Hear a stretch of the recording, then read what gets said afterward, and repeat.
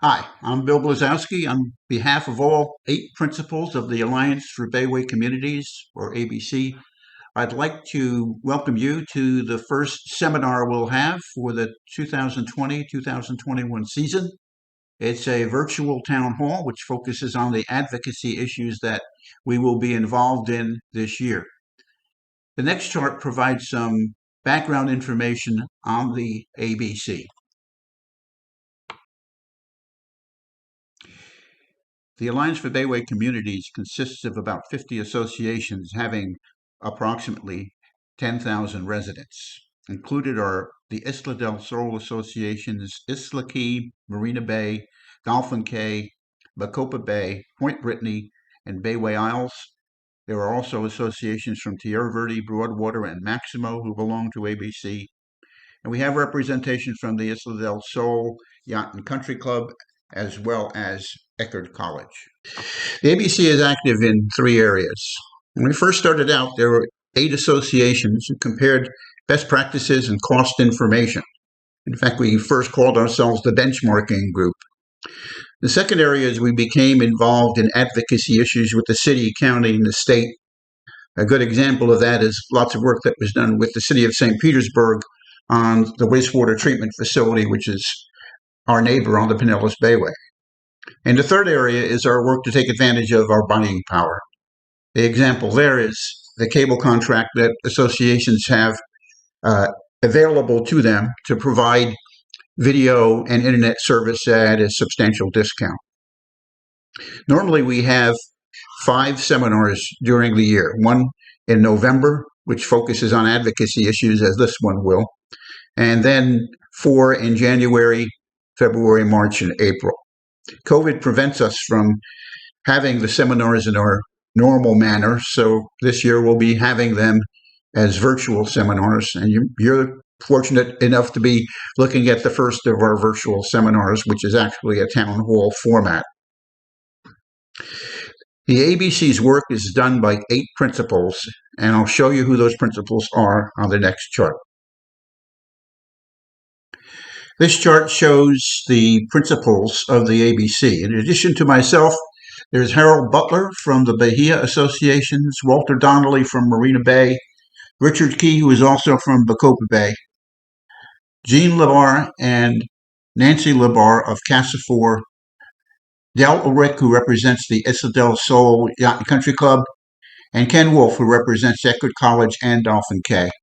There are 4 issues that we'll be talking about today. The first is derelict boats, both ways to have those boats removed when they wash up on shore or sink more quickly, and what could be done to prevent there being so many derelict boats in the first place.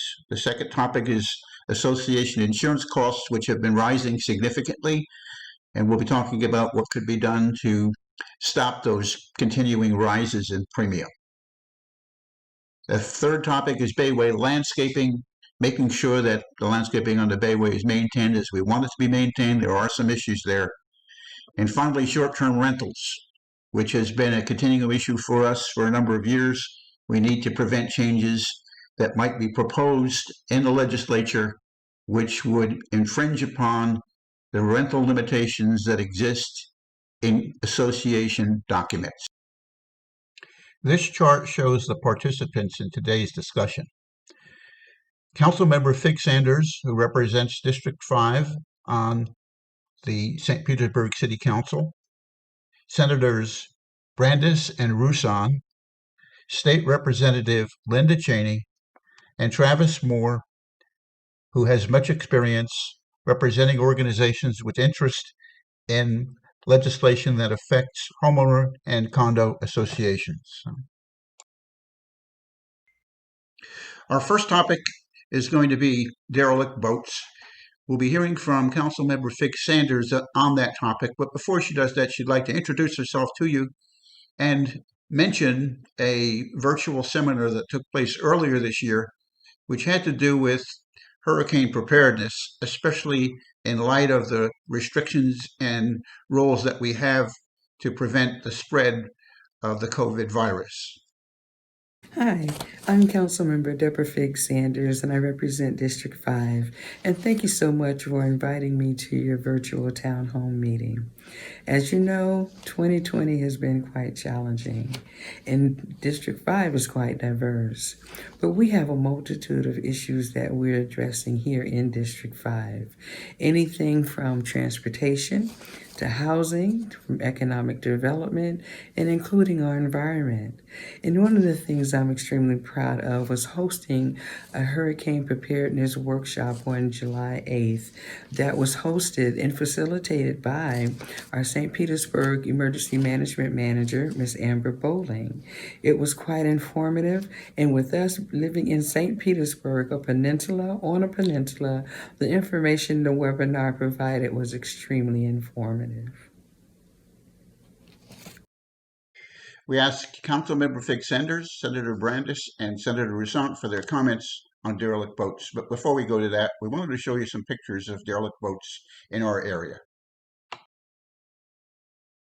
The first example is two boats which washed ashore behind some condominiums in the Bahia area. It took more than a year for those boats to be removed.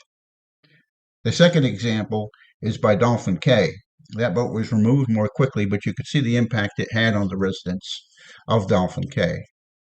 The third example is a bit further away. It's from the Franklin Bridge area, and the boat that was sunk could be seen from the bridge. It resulted in a lot of coverage in the Tampa Bay Times, and in spite of that, it took many months to remove that boat. The fourth example is from a May storm in our area, where boats were washed up along the entrance to Clam Bayou. And the final example is from the most recent storm that we had, which sunk more than seven or washed ashore more than seven boats. Shown here are two boats that are washed ashore on the beach at Gulfport. Here are Councilmember Fig Sanders' comments on the derelict boat problem. Yes, public safety should be a priority for all elected officials. And so I was glad to moderate a conversation between ABC, St. Pete Police Department, the Fish and Wildlife Commission, State Representative Jennifer Webb, Commissioner Kenneth Welch, as well as Senator Roussant and the City of St. Petersburg's legal department, because we needed to talk about some of the positions that you've had for quite some time, such as clarifying laws concerning boater responsibilities, especially with regard to state record keeping of vessel ownership, restoring funding for prompt removal of derelict boats, and tightening the rules to ensure liveaboards are not impacting the environment directly adjacent to many of the association properties. So I would like to say in fiscal year 20, the budget was increased by $10,000 to expedite boat removals on the St. Petersburg waters. And also now the Marine Unit is up to 3 full-time staff. And then they've also reviewed their policies in regards to faster notification of owners, so that we can help remove those vessels faster. As you know, with this last election, unfortunately, Senator Jennifer Webb was not senator, I'm sorry, State Representative Webb was not reelected to that position. So we're going to have to introduce this issue to the new state representative, as well as Senator Roussant is still on board in having that conversation. But then I also recommended that you have a conversation with Councilmember Gina Driscoll, who's been having the conversation of derelict vessels on a legislative level for quite some time as well. So we want to make sure that you're informed and get the information as far as the progress that she's made with that. But we will continue to address these issues.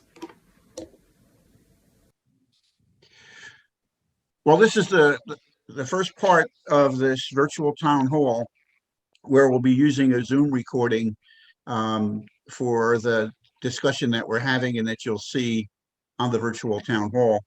The Zoom technology is such that sometimes the video signal is more than the bandwidth of the equipment or bandwidth of the lines coming into the system and between the people. So sometimes the video will freeze up, but when that happens, you'll get an awkward, sometimes get an awkward facial expression to the person. You'll have to have to just live with that.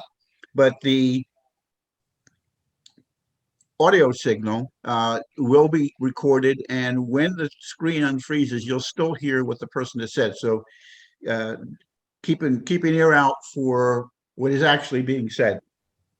What I'd like to do now is introduce Gene Labar, who's our ABC contact for dealing with city activities. He works with Councilmember Fig Sanders a lot. And I'd like to ask him what he thought of the council members' comments in the derelict boat area. First of all, on behalf of the ABC, I'd like to thank Councilwoman Sanders for the work that she's done thus far on derelict boats. Also, thanks for holding the workshop with an impressive collection of people very interested in resolving this. We're also pleased to hear that St. Pete has set aside $10,000 for boat removal. We've also scheduled a meeting with Councilwoman Driscoll, and will emphasize these issues, such as $2 million in state funding for boat removal has been cut and needs to be restored. Registration record keeping needs much greater attention, much to be desired. More attention is needed to prevent environmental damage from live boats. The next comment on derelict boats will be made by Senator Brandis, and we communicated with him in a Zoom meeting. As many of you know, there are ways to put a different background for your Zoom meeting, and Senator Brandis indeed did that. We found it necessary to make one comment to make sure he was protecting his health while in that Zoom environment. I guess the other thing I wanted to make sure is that you're wearing appropriate sun protection where you are at the 70 SPF at least. So, my sweater vest on. I mean, I got long sleeve. Oh, great. Well, thank you all. They've done a variety of different studies on this issue. FWC and the different environmental groups have been involved in this issue. It's something that I'm looking forward to somebody bringing forth a proposal on those issues. Happy to support them and review them. But again, this is an issue that's been around. I've probably voted 4 or 5 times on derelict boat issues when they become problem. I think it's a resource issue, and frankly, it's an issue where the state needs to get its arms around the enormity of the problem and begin to address it. Yeah, I think what we'll do there is keep you informed as we learn about how that legislation is progressing, whether it be through Fish and Wildlife Division or through another mechanism. Just stay in contact with you to make sure that you know what it is that we have learned and how we're feeling about that issue and it going forward in this session. That's right. We now have the opportunity to talk to Senator Roussan about the derelict boat issue. He worked on legislation last year with Representative Jennifer Webb, and he will mention that effort. This year, the ABC is working through the city, as mentioned by Council Member Fig Sanders. But we did ask Senator Roussan for his help to assure that either the FWC or someone else was taking responsibility for introducing legislation this year. Senator Roussan? First of all, let me say that to allow derelict vessels for environmental reasons, for public safety reasons, to remain the status quo is unacceptable. We need to do something about it. That's why I was proud to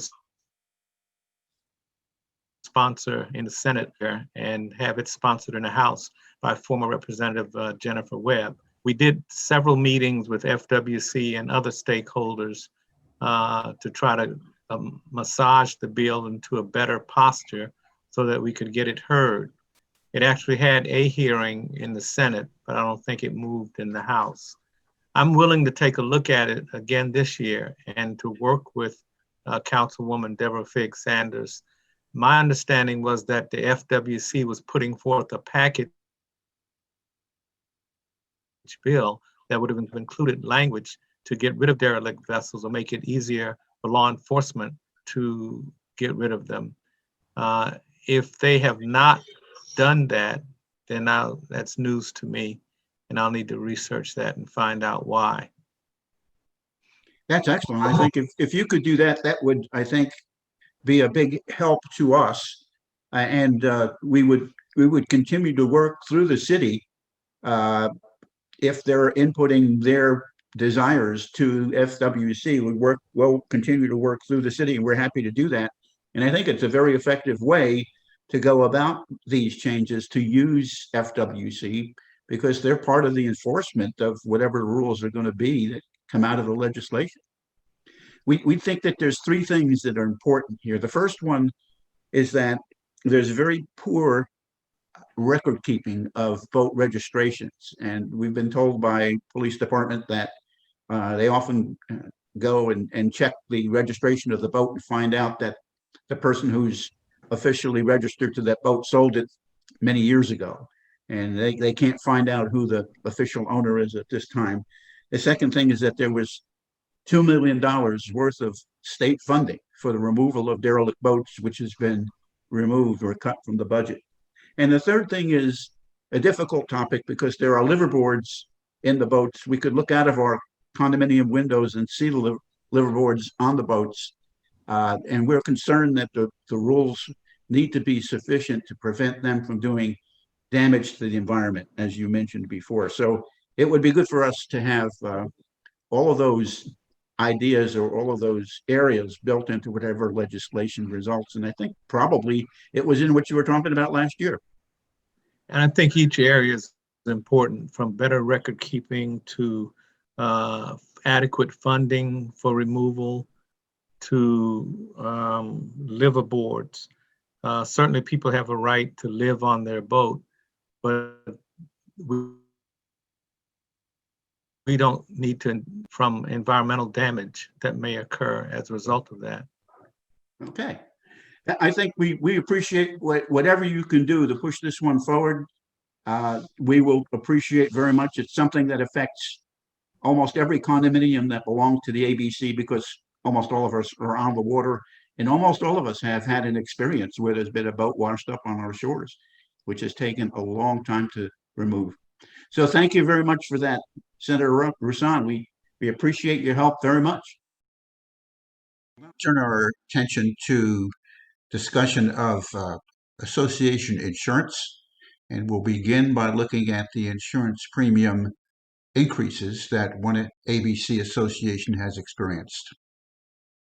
Prior to 2006, this association was covered by a commercial carrier called QBE, but from 2006 to 2015, the association was covered by Citizens, which is the state insurance company. A private or a commercial insurer took over in 2016, which was Universal Property and Casualty, and continued on into 2017. Another company took over responsibility in 2018 for this association's insurance, American Capital. They offered a reduced deductible for a somewhat increased premium. The following year, the premium went up again, and then in 2020, the premium increased by 70%. The agent has indicated that a premium increase of 20 to 30% can be expected in 2021. This is an extreme example of the premium rate increases that associations are experiencing. Most are in the 20 to 30% per year increase level. Discuss the issue of insurance and what we could do about it is one of our principals, Richard Key. Hello. With the ABC, we've been talking to different officials in the state and also the Florida Office of Insurance Regulation, because in this year 2020 across Florida, we were seeing rate increases of 20 to 30%. And for next year, the insurance companies are telling us to expect more of the same. Certainly, we're concerned about this, and more importantly, this is not sustainable. So we have brought this, or put our support behind efforts to control some of the factors that are driving this. And those are being insurance fraud and also abuse. And we've spoken with our representatives about these, and we're behind some of the efforts that Senator Brand is going forth with. From your perspective, what steps can be taken, and then how can we support? How can our— Yeah, I mean, you should think of what's going on in the world of insurance as kind of an uncontained, where the legislature is the people that are in charge of putting back in the control to control. And unless the legislature acts, the fallout will continue across the state of Florida, which is what we're seeing right now, right? The legislature for the last decade has, in bits and pieces, addressed the problem. But what you see is the fallout just spreads to some other area. And so we need a more holistic approach. I think you're going to see that this year. I was up in Tallahassee this week, had a significant conversations as it relates to insurance and the direction I think you're going to see the state go. And I think what you're going to see is coming out of this is a state that is has much more laws that kind of tries to put a containment system back on the lawsuits, the abuse, people seeing their insurance product as a home maintenance product and not as a catastrophic risk protection product, and try to address some of the litigation, which is raising rates by at least 30% across the state. Insurance, the litigation has doubled in the state in the last 4 years. And it's just something that the insurance companies is in a race to raise premiums faster than the trial bar is suing. And so there is this constant churn going on right now. And we've got to get that under control, because if we don't, then there's no limits to where rates are going to go. You could see rates double or triple within the next 3 to 5 years. Yes. So you're going to see significant work on that this year. Okay, and thank you. And so in the meantime, what can we do? What advice can you give us as individuals, Floridians? Well, I mean, I think that cause? The number one thing you can do is have letters that support insurance reform and litigation reform in the state. That is the overriding problem. We have seen this just continue to grow year after year. Nature has dealt with it by playing, whack-a-mole with insurance. It needs a much more holistic approach. And so that's what we're trying to work on is we, I would, anything you can do to get your membership to reach out to legislators and address this issue would be helpful. Okay, thank you. We look forward to supporting, the cause. And thank you. Would be good to talk about a little bit is the fact that associations are covered by the commercial residential rules for insurance in the state of Florida. And is there anything that could be done to make it seem to associations that we're not being treated arbitrarily? And we have the data from some associations where their rates have increased quite substantially. Well, it just depends on some of those companies decided to stay in the admitted market, and some of them decided to go to surplus line. The admitted market, because the insurers are just reeling from what's going on in the homeowners world, and many of them are fleeing out of the commercial residential area or just out of the state of Florida in general, because they can't make the business model work given the litigation environment which we're in today. And so what you see them is just pulling back totally from the beach communities, from the coastal communities of the state of Florida, to the point where they're just not writing any new business. And therefore you have a lack of market participants, which are going to charge higher rates because there's less competition for them. And then you have essentially the surplus lines companies, which, if you think about an insurance product, are kind of the lions of the Serengeti plain. They can hunt anything on the plain. They're out there aggressively pricing in the space to get business, because with commercial residential properties comes a very high premium, and becomes, and it helps the cash flow of their overall business. But the risk out there is the litigation risk, and that's what's driving insurance rates. So we've got to contain that. Without containing, then what you're going to see is continue high prices, because the risk is unknown. This is what we've seen year after year in Florida, and specifically after Hurricane Irma, it got really bad because insurers, the CFO's office will tell you, fraud tends to happen in the out years after you've had a big storm. And one of the things we've got to do is fix insurance and fight fraud, because we know both of those exist, and Florida needs to be committed itself to being a leader in fighting. Well, one of the things that would be a good message for us to make sure that everyone gets is that we're walking a tightrope here, because we may want to go to the insurance companies and regulate them some more so that it doesn't seem arbitrary. But if we do that too much, there won't be any insurance companies to regulate, and it will really be in trouble.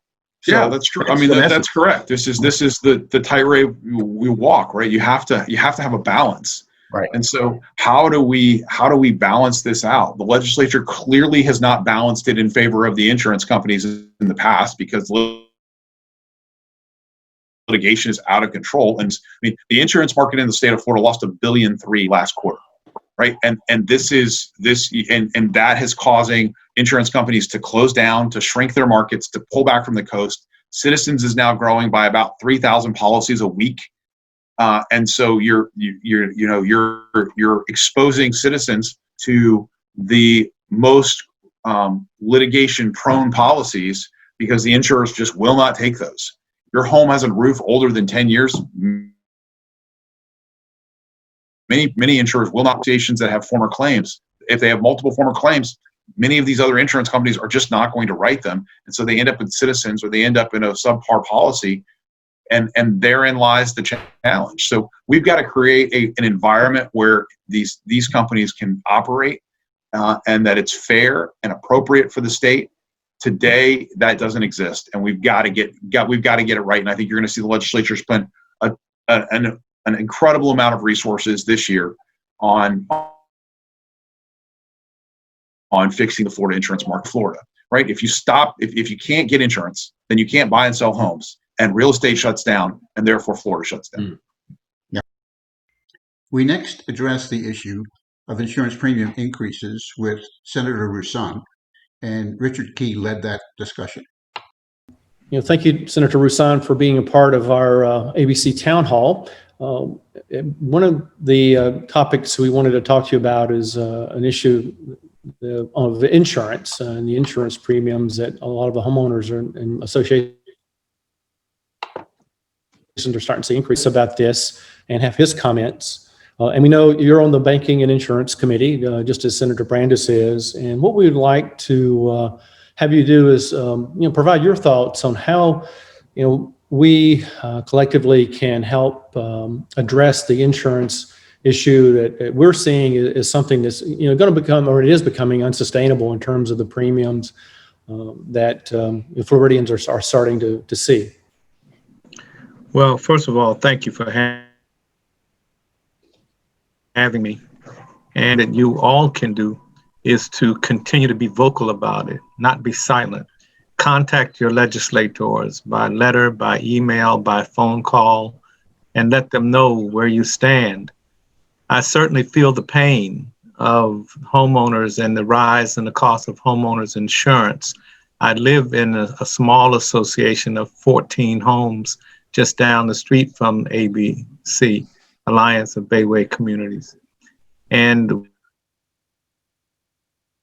we are experiencing the same. I sat on banking and insurance for a little while now. I understand that there has to be a reasonable balance. Some of the insurance companies tell you that it's purely the result of fraud, purely the result of excessive litigation. But then we know that there's some bad insurance companies out there that cause litigation by their failure to pay promptly, by their failure to investigate and pay adequately claims that are made. And so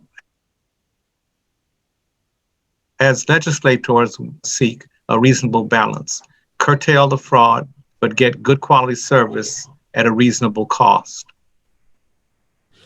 Thank you. That's very important, and I know it's a tough situation at times, but we appreciate your support and your persistence and your advice on helping us address this issue.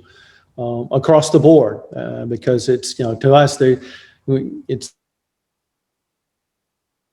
easy to point fingers, right? Be a collective solution. And I like your comments about a reasonable balance. But in the end, obviously, it's the homeowners and those who pay the impact with the premium increases that we have to protect. So we appreciate all your efforts in making sure that, we can get there. And that protection comes from, not only coverage, but also our premiums as well.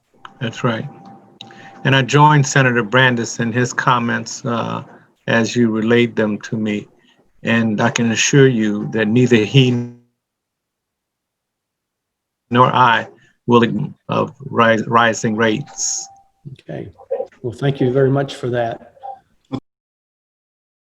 We now turn our attention to funding for landscape maintenance on the Bayway. Shown here is the St. Petersburg crew doing landscape maintenance along with a few ABC members. It's important to know that the Bayway is a state road and FDOT has responsibility to pay for landscaping maintenance, although the city has been doing the work with FDOT funding. Councilmember Fig Sanders will provide the city's position on funding for landscape maintenance on the Bayway. She will also provide an update on two projects, one along the fence line of the wastewater treatment plant and the other along the newly installed bike path. In regards to the city's commitment to the maintenance along the roadways of the Bayway, in order to make a long-term commitment would be premature, and I can't do that because we know how budget cycles work. But I do want to share and applaud the city's commitment to ABC for establishing that relationship in 2017 by maintaining the Bayway at a total of $10,000 a month with a reimbursement from FDOT of $900 a month. So the city has made a commitment, and because of your advocacy, I applaud you wanting to have those Bayways maintenance, and we've done what we could. But again, with any budget cycle, and I can't commit for that particular department in regards at the city level, but I will continue to work with you to advocate for the maintenance of the Bayway aisles. In regards to the landscape project for the bike path of Isla del Sol that was prepared by FDOT, that 0.25 miles along the right-of-way on the east side of State Road 679 between the two Palma del Mar Boulevard intersections. All of those landscaping elements, including the structures labeled site element details, would be the city's responsibilities to maintain with no subsidy provided by FDOT. Unfortunately, at this time, the city did not accept this added responsibility to cover those costs. However, after many months of negotiations with FDOT, the city has received permission to plant a landscape buffer outside of the facility's fence in FDOT-owned right-of-way, depending on pricing, the contractor availability, and the availability of the plant materials. The project is anticipated to begin before the end of 2020. Okay, so Gene, again, I wanted to ask you what you thought of Council Members Fig Sanders' comments on the landscaping funding issues that we've been concerned about. Well, first, I'd like to thank the city for what they've done so far, and I can understand what they're dealing with because we're having the same types of problems with the state. The APC has tried hard to get the FDOT to appropriately fund the Bayway landscaping, and like the city has found that effect. We need support of our city and state representatives to get state funding and have been working with Senator Brandis on that. We will also discuss this issue with Councilwoman Driscoll. Well, we're hoping that we could solve this problem, and as everyone will see when we talk to Senator Brandis, and you'll see that in the next part of this town hall, he does seem to be optimistic that we can solve this problem. Computer. Well, to discuss the issue of landscaping on the Bayway, I have three of the other ABC principals with me to offer some background information. Harold Butler, Ken Wolf, and Richard Key are here, and they'll talk about this issue and what we've been doing about it. Harold? Good day, everyone. Just to give you a little brief update on the historical background of our situation, trying to maintain the level of landscaping activity that we've experienced over the last couple of years. And we were advised in early spring 2020 that due to the virus that the city is going to shortages and will not be able to service our landscaping activities like they have done for the last 3 years. And hearing upon this, we took the proactive approach of going to the FDOT, and the response there is that we have no money to do anything more than we've been able to do, which is roughly $10,000 a year, and that will not be able to change at all. So St. Petersburg, the city, and they have been supplying us with much more money, financial backing, to the tune of approximately $110,000 a year. And but they said they are absolutely in no position to be able to continue to support this because of their financial difficulties. So here we are in a situation where we're not going to have that money. And so, therefore, we're going to be drastic trouble as far as landscaping. Basically, where we are. So that's a quick, summary of what's happened to date. The appearance of the Bayway is critically important to Eckerd College. Eckerd, in recent years, has spent a lot of time and money improving the appearance of the front edge of the campus, and the Bayway obviously needs to complement that. And in recent years, since the city has taken over the grooming, that has been a very nice compliment. It's also important when we have visitors, for example, at graduation, when people come off of 275, the Bayway is the first thing they see. And in many ways, that's their first impression of St. Pete. So, And at the ABC, we've been trying to look for creative ways to maintain funding or support funding for continuing the landscape maintenance along the Bayway.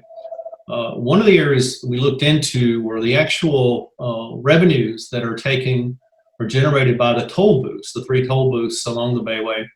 And in 2019, there was almost $6.1 million in toll revenue collected. And of that $6.1 million, approximately $600,000 based on the annual passes that individuals buy. They're $50 per year. So what we were trying to do is hopefully a portion of that earmarked to go toward maintaining our beautiful Pinellas Bayway and keeping it that way. And what we've done, as we mentioned before, we've reached out to several individuals, but Senator Brandis asked us for a proposal.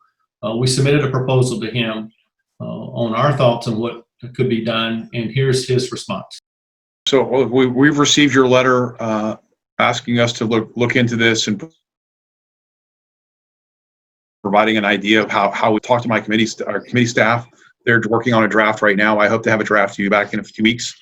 And then, as we move into legislative session, we'll attempt to move that legislation forward. I think generally you're going to see a positive outcome on that one. I don't think there's going to be a lot of pushback. Yeah, thank you so much. We wanted to include in today's town hall a brief mention of the short-term rental issues. This has been a concern to us in the past, but our discussions with Senator Brandis and others indicate this is not likely to be a problem going forward. So we asked him to comment on the issue for all to understand why we feel confident this matter is under control. Well, nobody's going to take away your contractual right to limit short-term rentals in condo associations, period. I don't think the legislature even has that power because that would be a violation of a contract. We tend not to impair contracts. So if you think of an apartment or a condo association agreement as a contract between the owner of them and the common property owners, then we would be impairing a contract if we were to say like that. So I don't see that happening. Of course, now if you said we're going to build a condo and our 100% of our units are going to be open for vacation rentals, then that's a very different thing. But we're not going to impair that contract either. So go with peace, and choose which path you want to go down, and set your own rules. And when you buy condos and sell condos, you kind of know what the rules are for those based on the docs, and you should be able to develop those docs out the way you want. Let's shift gears now and talk about the legislative process and how it affects ABC associations. We have with us today Travis Moore of Moore Associates. He represents a number of organizations which have interest in homeowner association and condo association legislation, and he's been very helpful to the ABC in the past. Travis, could you start by giving us an idea of your work and how it impacts legislation in Tallahassee? Yes, my name is Travis Moore, and I represent Community Associations Institute, First Service Residential,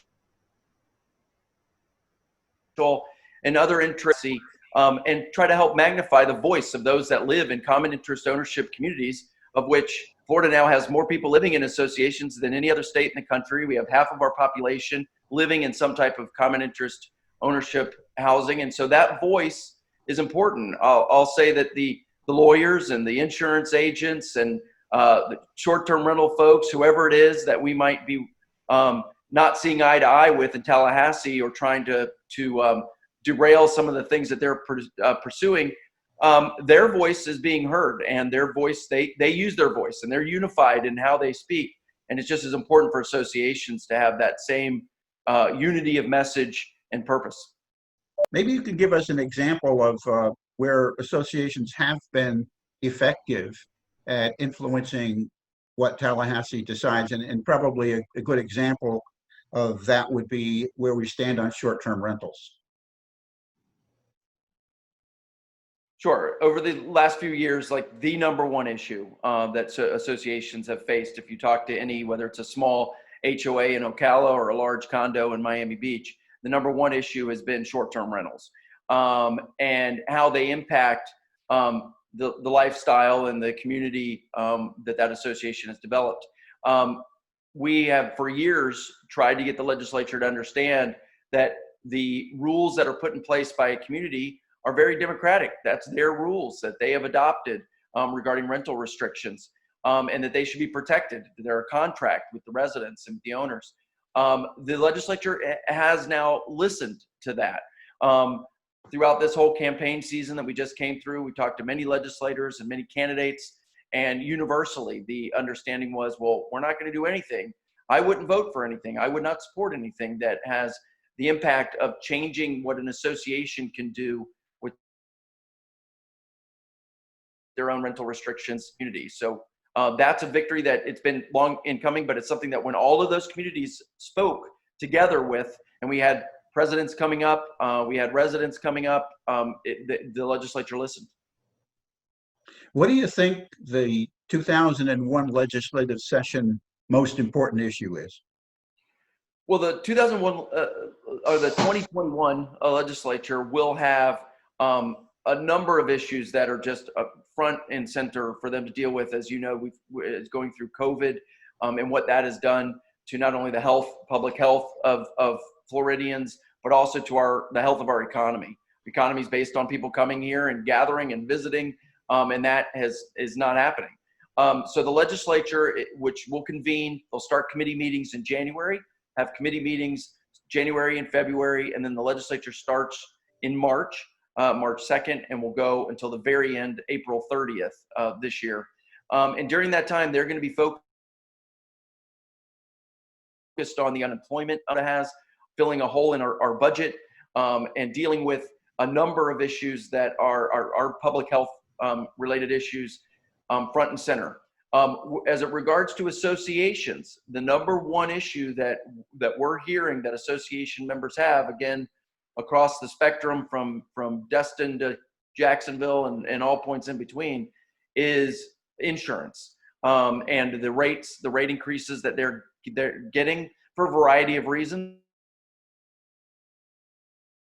Very active storms, litigious environment that's out there. A lot of lawsuits, frivolous in nature, are being brought against associations and their carriers, and that's just driving up the cost. And so I think insurance will be the number one issue in the association space that the legislature can focus on. I think that's where you're going to see their focus. Well, as we mentioned to you before, we've talked with Senator Brandis about that issue, and we want to help him because he's enthusiastic about doing something about it. I guess in the end, the most important thing that we'll have to do as residents or owners of condominium units in associations is to convince people to write to the people who are key in Tallahassee on making those kind of decisions. What would be your recommendation along those lines? Yes, and Senator Brandis will be right at the middle of all of that. He represents a district that has a lot of community associations in it. He is on the Banking and Insurance Committee again. He's been involved in insurance issues, flood insurance in particular, and insurance issues in the past. And he also chairs this year the Senate in the next 2 years, the Senate Judiciary Committee. So when I mentioned the things like frivolous lawsuits as it relates to insurance, the committees that they'll go through, that kind of a legislation would go through, would be banking and insurance first, and then quickly followed thereafter by judiciary. So Senator Brandis will be right in the middle, as he usually is. He's a very active, proactive legislator. Will be right in the middle of those issues. But it's important. Every community association has a senator, House member that represents that district. And it is vitally important for associations to reach out to them and speak to them. You know, Senator Thurston in Fort Lauderdale on the Insurance Committee. Senator Roussan, also from St. Petersburg, on the Insurance Committee. Senator Boyd chairs the Insurance Committee from the Bradenton, Sarasota area. They all, there's associations that they represent. So while it's important for you and for ABC and others to be communicating directly to them, and now with email, Zoom meetings, it's, I think, easier to do so. It's also important for each of those communities to be talking to their own legislator, because it makes a difference. I mean, I've called Senator Brandis and it'll go to voicemail unless I text him and I'm saying, I just got off the call with Bill Blazowski, and the text will come back, well, can we talk now? So your voice does get heard, and they're listening. Well, Travis, thanks very much for that advice, and we will certainly do all we could to get the ABC associations to respond when we send out that call for them to contact their legislators. And good luck in Tallahassee this session. Thank you. I appreciate it. Okay. At this time, it would be good to summarize what we've heard about our 4 advocacy issues. On the derelict boat situation, we've heard from the city that they've stepped up efforts, which include additional officers assigned to marine duty and $10,000 provided for the removal of derelict boats. But state action is necessary. It's possible that the Fish and Wildlife Commission will be sponsoring legislation, and Senator Roussan offered to help by assuring that someone is writing legislation, whether it be the Fish and Wildlife Commission or someone else in the Senate and the House. On the issue of increasing association insurance premiums, Senator Brandis and Senator Roussan both agreed to look into and work on that issue. It's fortunate that both of them are members of the Senate Banking and Insurance Committee. Travis Moore agreed that this is an issue which is a top association priority in 2021. Concerning funding for landscaping maintenance on the Bayway, Senator Brandis has received our request to look into greater state funding using toll revenues. Concerning short-term rentals, we are glad to hear from both Senator Brandis and Travis Moore that they believe this situation is behind us. We were fortunate to be able to arrange a brief session with Linda Cheney, who is our newly elected state representative. Richard Key introduces her now. Next on our video, we have newly elected Representative Linda Cheney. So we, the ABC group, the Alliance for Bayway Communities, welcome you and congratulate and your past successes as well.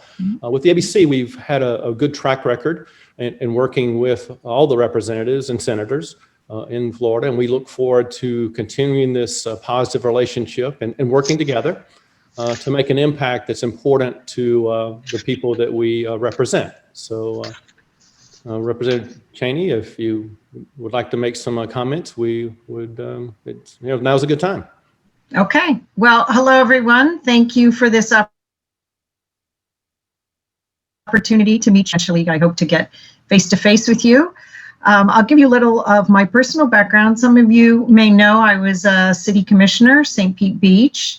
So I live in St. Pete Beach, have for 28 years, very familiar with your community.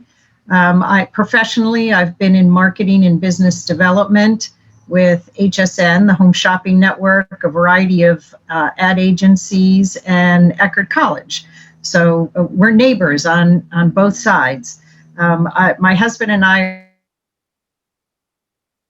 are small business owners, a mobile mammography business where we saved hundreds of women's lives, giving them access to health care, and sold that business to Advent Health. Personally, I love the beaches. I'm a beach girl. I kayak out to the sandbars and kind of do my own personal inventory of how the sea life and our seagrass is doing and how healthy our bay is. And that's a top priority and concern for me. I have 6 rescues in my house, right? Cats and 3 dogs, and they all found me. I never intended to have 6 pets, but I do. I owned a rental unit in St. Pete Beach, so I've got, a lot of different perspective from members of our community. I have a good working relationship with Senator Brandis and am starting to work with Senator Roussan and some of the St. Petersburg Commission council members. And